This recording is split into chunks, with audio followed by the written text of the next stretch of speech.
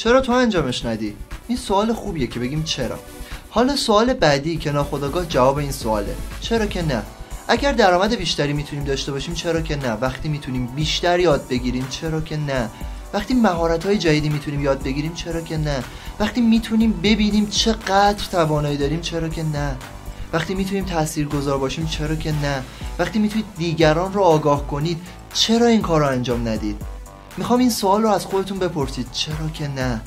حالا سوال سوم، پس چرا تو این کار رو نکنی؟ تواناییشو داری، میتونی تصمیم بگیری، میتونی براش برنامه بچینی و میتونی زندگیت رو تغییر بدی. میتونی تو چند سال آینده به شدت پیشرفت کنی و یه آدم دیگه بشی. میتونی به رویاهات برسی، میتونی یه امنیت اقتصادی برای خانوادت فراهم کنی، میتونی سالم و قدرتمند باشی. پس چرا تو این کارو نکنی؟